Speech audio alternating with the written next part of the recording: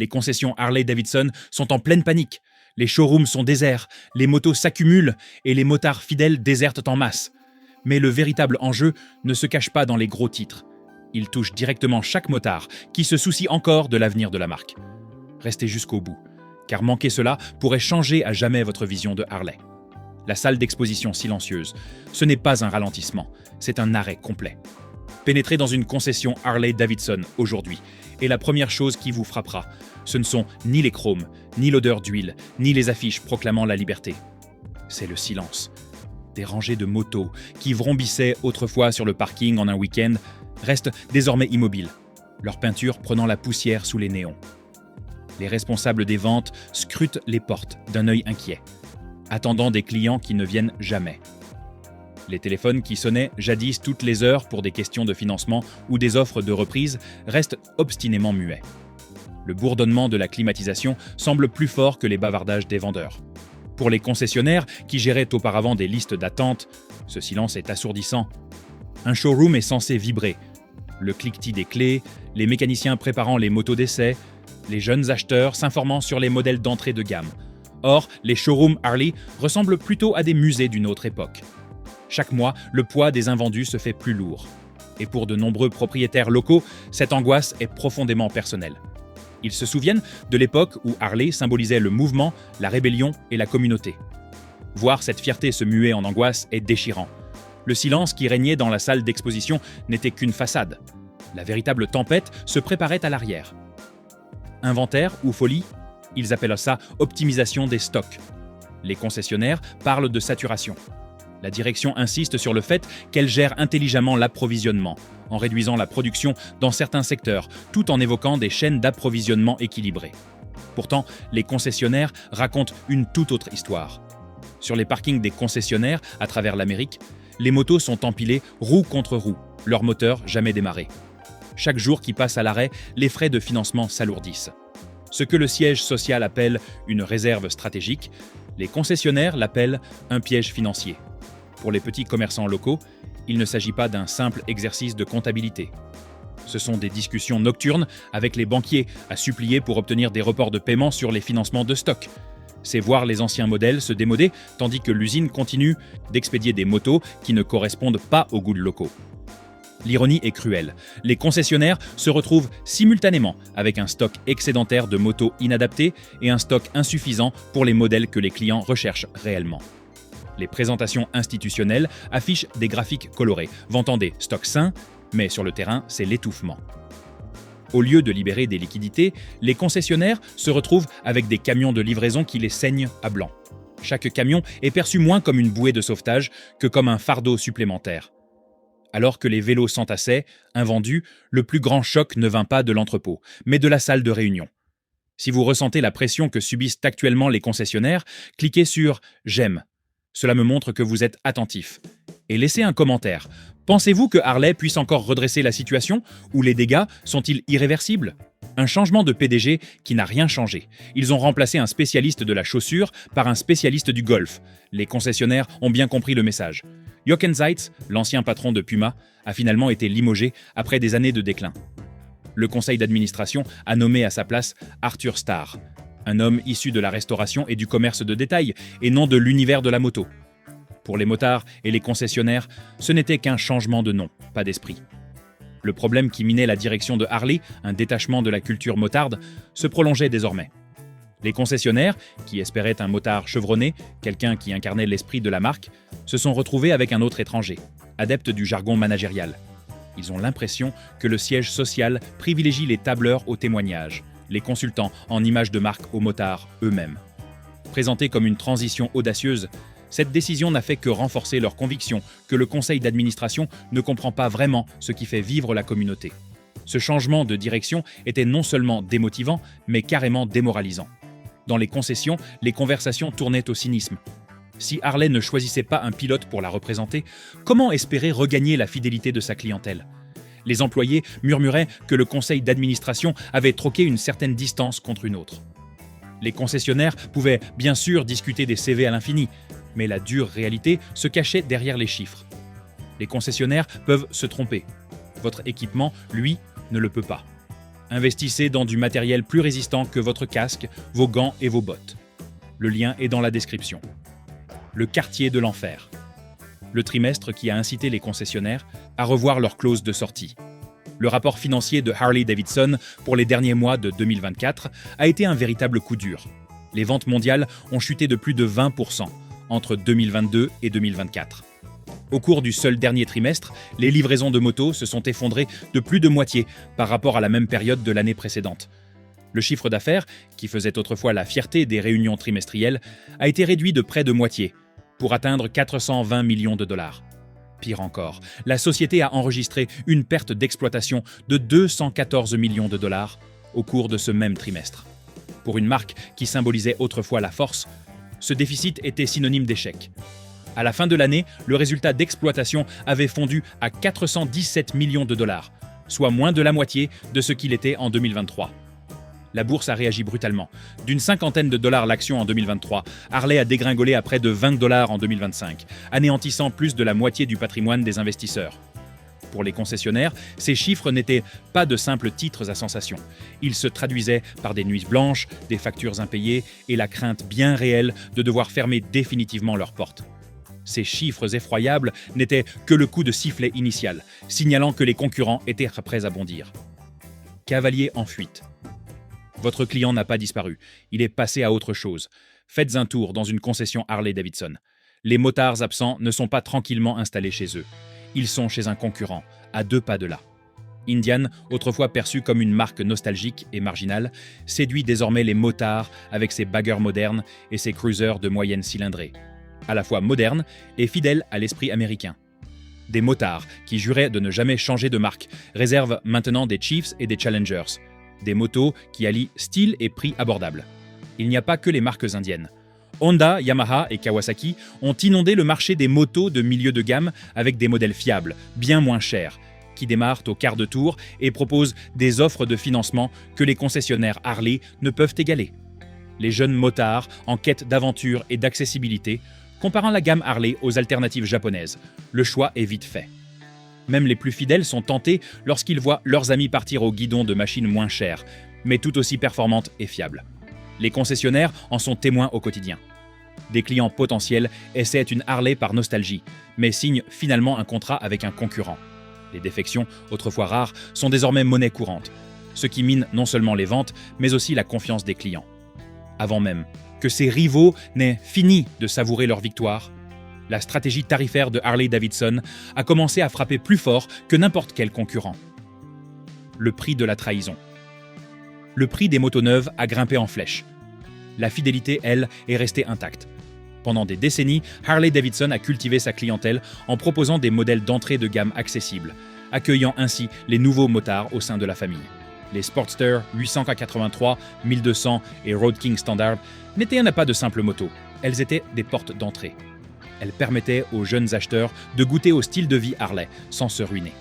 Sous la nouvelle direction, ces modèles ont disparu, remplacés par des motos plus chères, excluant de fait les nouveaux clients. Aujourd'hui, la Harley la moins chère dépasse facilement les 12 000 dollars. Pour les étudiants, les jeunes actifs ou les passionnés issus de la classe ouvrière, ce prix est rédhibitoire. Les concessionnaires ont vu des acheteurs potentiels entrer, entendre le prix et repartir désemparés. Au lieu de fidéliser sa clientèle, la marque a exclu du marché les motards, qui auraient pu rester fidèles pendant des décennies. Les motards débutants sont désormais contraints de se tourner vers le marché de l'occasion, ou, plus grave encore pour Harley, directement vers la concurrence qui propose des motos neuves à prix abordables. Les hausses de prix ont peut-être gonflé les marges à court terme sur le papier, mais dans la réalité, elles ont été désastreuses. Les concessionnaires sentaient la confiance s'effriter à chaque vente perdue. La marque, qui promettait jadis rébellion et liberté, ressemblait désormais à un club privé réservé aux plus fortunés. Face à la perte de loyauté, le siège social a cherché à reprendre le contrôle là où il détenait encore du pouvoir, aux portes de l'usine. Étouffé par l'usine optimisation des stocks, réduction des livraisons, révision à la baisse des prévisions, qui va en subir les conséquences ? Le discours de la direction de Harley-Davidson donne l'impression d'une stratégie astucieuse, mais sur le terrain, c'est une véritable mainmise sur les ventes. Après des années à contraindre les concessionnaires à écouler leurs invendus, l'usine a soudainement réduit les livraisons au nom de la discipline. L'objectif était d'équilibrer l'offre et la demande, Mais la réalité a été chaotique. Les concessionnaires se sont retrouvés en rupture de stock des rares modèles qui se vendaient, incapables de satisfaire la faible demande restante. La direction a revu ses prévisions à la baisse et promis aux investisseurs une gestion allégée. Mais cette rationalisation s'est traduite par des marges réduites et des clients mécontents. Un client commandait un vélo de tourisme ou une édition limitée et le concessionnaire ne pouvait que hausser les épaules. La livraison n'arrivait jamais. Parallèlement, des camions continuaient d'arriver, chargés de modèles invendus, ce qui encombrait les rayons et minait le moral des équipes. La composition de l'offre était inadaptée et le timing encore pire. Pour les distributeurs, c'était un comble. D'abord inondés, ils se retrouvaient en manque. Quoi qu'il en soit, ils ont dû payer la facture. La stratégie d'approvisionnement, si brillante sur PowerPoint, laissait les entreprises en difficulté, peinant à survivre. Les décisions concernant les stocks étaient douloureuses, mais le coup porté par Washington allait laisser une cicatrice encore plus profonde. Problème tarifaire. Les droits de douane ont transformé un trimestre déjà difficile en un désastre annoncé. Pendant des années, Harley avait su contourner les conflits commerciaux internationaux. Mais en 2025, tout a basculé. De nouveaux droits de douane sur les composants importés et des mesures de rétorsion de la part de partenaires étrangers ont frappé brutalement, augmentant le prix de chaque moto de plusieurs centaines de dollars. Les concessionnaires, déjà confrontés à des marges réduites, ont été contraints soit d'absorber cette hausse, soit de la répercuter sur des clients déjà sensibles au prix. L'impact fut immédiat. Une moto dont le prix avait déjà atteint les 12 000 $ nécessitait désormais une nouvelle augmentation, la rendant encore plus inaccessible aux acheteurs débutants. Les pièces et accessoires, autrefois une source de profit fiable pour les concessionnaires, virent également leur prix grimper, les frais de livraison et les droits de douane se répercutant sur l'ensemble de la clientèle. Les clients s'en aperçurent. Les conversations qui se terminaient auparavant dans l'enthousiasme aboutissaient désormais à la frustration. Les motards potentiels affirmant pouvoir acheter une moto concurrente à un prix inférieur. Les entreprises ont tenté de minimiser l'impact, le qualifiant de temporaire. Mais les concessionnaires savaient bien que ce n'était pas le cas. Ils en ressentaient immédiatement les effets néfastes, sur leur bilan, dans leurs salles d'exposition et au sein de leur communauté. La guerre commerciale n'était pas une simple question de politique abstraite. C'était un nouveau coup dur porté à leur rentabilité. Alors que les conflits commerciaux terrassaient les petites entreprises, Wall Street s'empressait déjà de célébrer sa dernière illusion. Le mirage de Wall Street a applaudi. Les vendeurs, eux, ont boudé l'opération. À l'été 2025, Harley-Davidson annonçait une opération de titrisation complexe impliquant sa branche financière. On expliquait aux investisseurs qu'en structurant les prêts et en débloquant plus d'1 milliard de dollars de liquidités, Harley pourrait racheter ses propres actions et restaurer la confiance. Le marché a réagi comme s'il venait d'apprendre une excellente nouvelle. Le cours de l'action a bondi. Les analystes ont publié des notes enthousiastes et la presse financière a salué l'ingéniosité de l'opération. Sur le papier, il semblait que Harley s'était ménagé une marge de manœuvre. Mais les concessionnaires du pays n'étaient pas rassurés. Ils savaient que la titrisation pouvait certes aider les investisseurs, mais qu'elle n'attirait en rien les clients. Le programme de rachat, aussi attrayant soit-il, ne pouvait masquer ni les salles d'exposition vides, ni l'accumulation des factures impayées liées aux prêts de financement de stock. Face à l'euphorie de Wall Street, les concessionnaires se sentaient abandonnés. Pour eux, ce n'était pas la liquidité qui importait, mais la fidélité des clients. Ils avaient besoin de clients, pas de manipulation comptable. Certains investisseurs ont même salué cette initiative comme visionnaire, félicitant Harley d'avoir créé de la valeur, tout en ignorant la désertion des concessions. Pour les concessionnaires, ces éloges semblaient irréels. Comment Wall Street pouvait-elle se réjouir de telles illusions financières, alors que ceux-là même qui avaient bâti la marque voyaient leurs entreprises péricliter ? Le contraste était saisissant. En ville, on célébrait les prouesses financières avec des coupes de champagne. Dans les rues commerçantes, les lumières vacillaient dans les ateliers, les heures de travail du personnel étant réduites. Le décalage entre le mirage de Wall Street et la réalité des courtiers était on ne peut plus flagrant. Derrière les applaudissements du marché se cachait un aveu que les opérateurs redoutaient depuis des mois. Perdu dans la traduction, les deux mots qui ont fait halter les concessionnaires, faible demande. Lorsque les dirigeants de Harley se sont enfin adressés aux analystes, ils n'ont pas parlé d'effondrement, de chute libre ou de crise. Ils ont parlé de faible demande. Pour les concessionnaires, cet euphémisme était comme du sel sur la plaie. Chaque jour, ils voyaient des clients partir, les prix grimper et les livraisons chuter. Entendre le siège social réduire ce désastre à deux mots anodins a été vécu comme une trahison. La faiblesse de la demande se traduisait par des concessions automobiles désertées. Elle signifiait aussi que les vendeurs imploraient des promotions qui ne venaient jamais. Enfin, elle signifiait que des familles ayant investi des décennies dans des concessions automobiles voyaient leurs économies fondre comme neige au soleil. Le discours des entreprises atténuait la réalité, mais les concessionnaires ne parvenaient pas à y voir de l'espoir. Au contraire, ils y voyaient la colère. Ils savaient que Wall Street accepterait peut-être l'euphémisme, mais pas les clients. Lors des réunions avec les concessionnaires, les responsables répétaient avec incrédulité l'expression « faible demande ». Pour eux, il ne s'agissait pas d'un simple discours creux, c'était un refus de se confronter à la réalité. Chaque euphémisme venant du siège était perçu comme un déni de leurs difficultés, creusant encore davantage le fossé entre les dirigeants, protégés par les mots, et les concessionnaires, submergés par la vérité.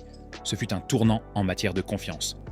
Si les dirigeants refusaient même d'admettre honnêtement les problèmes, comment pouvait-on leur faire confiance pour les résoudre ? Les courtiers murmuraient que le conseil d'administration parlait un langage étranger, un langage qui occultait la réalité et l'urgence de leur quotidien. Et le fossé se creusait chaque trimestre. Cette phrase soigneusement choisie a préparé le terrain pour le fiasco du produit, que les distributeurs n'ont jamais pu prendre à la légère. Livewire, le murmure qui a tué le rugissement. La Livewire n'a pas été un tournant décisif, mais un fiasco. Présentée comme l'avenir électrique audacieux de Harley-Davidson, la Livewire a été lancée avec un prix avoisinant les $30 000. Elle promettait une nouvelle ère de conduite propre.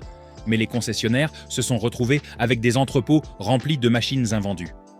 Pour une marque célèbre pour le grondement de ses bicylindres en V, vendre du silence n'était pas synonyme d'innovation, mais de confusion. Le prix élevé et l'autonomie limitée de la moto ont déçu les clients. Durant sa première année complète, la Livewire s'est vendue à moins de 1000 exemplaires. Un chiffre si faible qu'il aurait pu être considéré comme une erreur d'arrondi. Les concessionnaires plaisantaient en disant qu'ils allaient les utiliser comme meubles d'exposition ou comme attrape-poussière. Même après que Harley ait baissé son prix de plusieurs milliers d'euros, la demande n'a jamais décollé. Ce n'était pas seulement un problème de vente, mais aussi un problème d'identité. Les motards ne voulaient pas d'une Harley discrète. Ils voulaient une Harley qui rugisse. Même les plus fidèles clients de Harley ont raillé le lancement. Les forums en ligne regorgeaient de messages sarcastiques, comparant le bruit de la Livewire à celui d'un mixeur ou d'une machine à coudre. Les mèmes se sont propagés plus vite que les campagnes marketing, transformant la moto en une cible de moquerie. Les concessionnaires, conscients que le ridicule était plus difficile à surmonter que des prix élevés, ont sombré dans l'embarras. L'échec a eu des conséquences bien plus graves qu'une simple baisse des ventes. Il a ébranlé la confiance des concessionnaires dans leur compréhension de la marque. Ces derniers avaient investi dans des équipements de recharge, la formation du personnel et des espaces d'exposition. Ils se sont retrouvés lésés, tandis que la direction a scindé Livewire en une entité indépendante, prétendant que ce désastre était en réalité un succès déguisé. Le pari de l'électrique a peut-être atténué le rugissement de Harley, mais la décision de changer de modèle de production a ébranlé son âme même. Vendre son âme. Externaliser l'âme de la marque, c'est externaliser le client. Pendant des générations, Harley-Davidson a été perçue comme bien plus qu'une simple marque de moto. C'était l'Amérique sur deux roues. Le « Made in Milwaukee » n'était pas qu'un slogan, c'était un engagement. Mais lorsque la production a été délocalisée en Thaïlande et dans d'autres pays étrangers, les motards se sont sentis trahis. Ils n'avaient pas payé un prix exorbitant pour des importations. Ils auraient pu acheter des motos japonaises moins chères s'ils voulaient une fabrication étrangère. Harley était censée être différente. La réaction culturelle fut immédiate. Les motards crièrent à la trahison. Les concessionnaires en subissaient les conséquences chaque fois qu'un client fidèle demandait « Où cette moto a-t-elle été fabriquée ?» Parallèlement, Harley-Davidson lança des campagnes marketing débordantes de slogans et d'initiatives en faveur de la diversité. Pour beaucoup de motards, l'entreprise semblait suivre les tendances au lieu de célébrer son héritage. Même Elon Musk railla Harley-Davidson sur les réseaux sociaux, affirmant que sa nouvelle image ne correspondait pas à sa clientèle. Se faire ridiculiser par un milliardaire de la tech pour être déconnecté de la réalité, ça fait mal. Les concessionnaires ont constaté un changement subtil dans les conversations avec les clients. Ces derniers s'intéressaient moins à la puissance du moteur et davantage à l'origine du produit. A-t-elle vraiment été fabriquée ici ? Est devenue la question qui mettait mal à l'aise dans les salles d'exposition. Chaque hésitation, chaque regard fuyant, érodait la confiance que Harley avait mis plus d'un siècle à bâtir. Les revendeurs savaient aussi que les vélos se vendent grâce à leur authenticité, et non grâce à des opérations marketing. Quand l'authenticité est externalisée, les clients le sont aussi. Le préjudice était culturel, et pas seulement financier, et une culture est plus difficile à réparer qu'un bilan financier. Une fois l'identité de la marque ébranlée, les répercussions se sont propagées directement à l'ensemble du marché de la moto. Utilisée, elle devient la nouvelle Harley. Le marché de l'occasion est devenu le concurrent le plus redoutable de Harley-Davidson. Partout au pays, les Harley-Davidson récentes, reprises pendant les années fastes de 2018 à 2021, s'entassent désormais chez des concessionnaires indépendants et sur des sites d'enchères. Ces motos affichent 2 fois moins de kilomètres qu'une routière et sont proposées à des prix bien inférieurs à ceux des modèles neufs. Un motard peut ainsi acquérir une Harley de 2 ans, équipée d'échappements personnalisés et de chrome aftermarket, pour un prix inférieur à celui d'un modèle neuf de base, sans âme. Les concessionnaires, pris entre les prix pratiqués par les entreprises et le budget des clients, se tournent d'urgence vers le marché de l'occasion. Les ateliers de réparation se transforment en centres de reconditionnement. Les équipes de vente, qui vantaient autrefois les modèles neufs, sont désormais formées pour promouvoir les extensions de garantie pour les motos d'occasion. Les accessoires et les vêtements se vendent toujours, mais ils sont de plus en plus souvent installés sur des motos plus anciennes, plutôt que sur des modèles flambant neufs. La hiérarchie, autrefois bien établie, le neuf au sommet, l'occasion en dernier recours, s'est inversée. L'essor des plateformes de vente en ligne n'a fait qu'amplifier cette tendance. Des plateformes comme Cycle Trader et Facebook Marketplace ont permis aux motards d'accéder instantanément à des milliers de Harley-Davidson d'occasion, souvent à moitié prix par rapport aux concessions. Les acheteurs comparaient, cliquaient et achetaient en quelques heures, court-circuitant complètement les concessionnaires et laissant les gérants de magasins en quête de visibilité. Pour l'identité de marque Harley-Davidson, ce changement est dévastateur. Une culture fondée sur la fierté d'acquérir une Harley neuve repose désormais sur le pragmatisme de la recherche d'une bonne affaire d'occasion. Le son reste le même, mais le symbolisme, lui, est différent. Alors que les concessionnaires misaient sur les ventes d'occasion, Indian a saisi l'occasion idéale pour frapper. Le coup parfait de l'Indien Indian n'a pas vaincu Harley par la puissance, mais par le timing. Alors que Harley était aux prises avec une chute des ventes, une réduction des livraisons et des tensions internes, Indian lançait sa gamme la plus séduisante depuis des années. De nouveaux modèles Bagger arrivèrent sur le marché au moment même où les prix des Harley devenaient inaccessibles aux motards lambda. Indian a su tirer profit de cette situation en se positionnant comme une marque à la fois authentique et abordable, séduisant ainsi les motards qui, tout en désirant toujours une moto américaine, se sentaient trahis par les prix exorbitants de Harley. La stratégie marketing d'Indian misait sur la nostalgie, tout en l'associant à des fonctionnalités modernes que Harley a tardé à adopter. Écrans tactiles et électroniques fiables étaient intégrés à des lignes classiques qui rappelaient aux motards de la première heure les raisons de leur passion pour la moto. Les jeunes acheteurs, quant à eux, appréciaient les offres de financement, nettement moins chères que celles de Harley, plusieurs centaines de dollars par mois. Résultat, une dynamique positive, avec une progression constante des parts de marché, tandis que la gamme Harley stagnait. Indian a également excellé dans l'art de l'engagement communautaire, tandis que Harley organisait des événements d'entreprises prestigieux. Indian misait sur des rassemblements locaux et des tournées de démonstration permettant aux motards de tester les motos en conditions réelles. Ce contact humain a convaincu les sceptiques. Les motards ne voyaient pas seulement des publicités, ils se sentaient accueillis et beaucoup sont repartis conquis. Les concessionnaires ont pu constater la différence immédiatement. Les clients potentiels qui disaient auparavant « J'attendrai le camion de démonstration Harley », ont commencé à dire « J'ai déjà essayé l'Indian et j'ai versé un acompte ». Ce n'est pas la force brute qui a provoqué ce changement, mais un timing et une exécution parfaits. Les concurrents ont resserré leur emprise, mais le défi suivant est venu de la politique et non de la route. Le prix de la politique. Les droits de douane font grimper les prix. En 2025, les manœuvres politiques à Washington et à Bruxelles ont mis à mal le modèle économique fragile de Harley-Davidson. Les droits de douane sur les composants importés, conjugués aux mesures de rétorsion prises à l'étranger, ont fait exploser les coûts du jour au lendemain. Une moto qui coûtait 12 000 $ l'année précédente s'est soudainement retrouvée avec 500 à 1 000 $ de surtaxes cachées supplémentaires. Les fournisseurs ne pouvaient pas supprimer ce surcoût. Il était intégré à chaque facture, chaque commande de pièces, chaque livraison d'accessoires. L'impact a dépassé le cadre des ventes individuelles. Les acheteurs de flotte se sont retirés, réticents à s'engager dans des contrats où les droits de douane pourraient exploser en milieu d'année.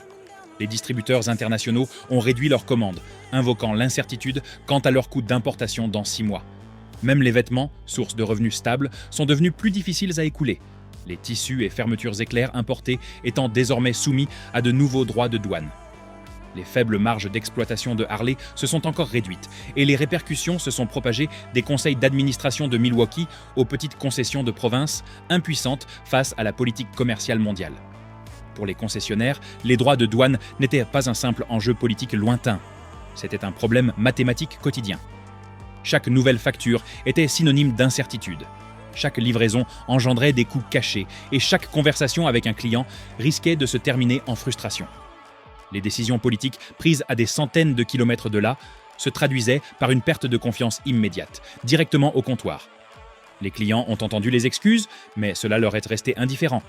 Ils n'ont constaté qu'une hausse des prix et une attente plus longue. Pour une marque déjà fragilisée, la politique des droits de douane a transformé la survie en un pari risqué. Alors que les droits de douane redessinaient le bilan, le sort de Harley dépendait de la capacité de ses dirigeants et concessionnaires à réinventer la donne. On approche de la fin, mais l'histoire d'Harley prend une tournure de plus en plus sombre. Si vous voulez connaître la vérité que les médias traditionnels taisent, abonnez-vous dès maintenant. Le dernier tour. Un nouveau PDG ne résoudra pas les problèmes de rentabilité des concessions. Ce sont les concessionnaires qui s'en chargeront. Arthur Stars a pris les rênes de l'entreprise en promettant la stabilité, tandis que Jochen Seitz est resté conseiller jusqu'en 2026. Les investisseurs ont débattu de la transition, mais les concessionnaires n'avaient pas de temps à perdre en théorie. Il leur fallait agir. Cela impliquait de repenser leur stratégie. Certains ont misé sur le marché de l'occasion, fidélisant leur clientèle grâce à des prix transparents et des programmes de reprise avantageux. D'autres ont renforcé leur offre de services, créant des formules d'entretien par abonnement pour fidéliser leurs clients. Les sorties en groupe, autrefois un argument marketing, sont devenues des outils essentiels pour instaurer la confiance auprès de la clientèle locale. Les concessionnaires les plus performants ont cessé d'attendre que Milwaukee vienne à leur secours et ont commencé à innover localement. Ils ont adopté les plateformes de vente numériques, les visites virtuelles en direct et les influenceurs des réseaux sociaux qui parlaient le même langage que les jeunes motards. Ils ont réduit leurs frais généraux, proposé des offres de financement avec accessoires et trouvé des solutions pour rendre le style de vie Harley à nouveau accessible, même si l'usine semblait déterminée à ériger des barrières à l'entrée. Certains concessionnaires ont commencé à explorer des collaborations au-delà des motos, en nouant des partenariats avec des brasseries locales, des cafés et des salons de tatouage, afin de raviver l'esprit rebelle autrefois associé à la marque Harley-Davidson. En se réintégrant à la culture locale, ils ont rappelé aux motards que Harley était bien plus qu'une simple machine. C'était un mode de vie qu'il fallait préserver. L'avenir de la marque repose désormais moins sur les conseils d'administration que sur le terrain, au sein des concessions locales. Si elle s'adapte, Harley pourrait bien rugir à nouveau. Dans le cas contraire, le déclin pourrait devenir irréversible. Si Harley ne parvient pas à entendre les voix qui l'ont construite, le rugissement, qui symbolisait autrefois la liberté, risque de ne plus être qu'un simple écho. L'avenir de Harley est peut-être incertain, mais une chose est sûre, l'histoire n'est pas terminée. Si vous voulez connaître les coulisses de cette aventure, abonnez-vous dès maintenant. Partagez cette vidéo avec tous les motards que vous connaissez et faisons en sorte que leur voix soit entendue avant que le rugissement ne s'éteigne.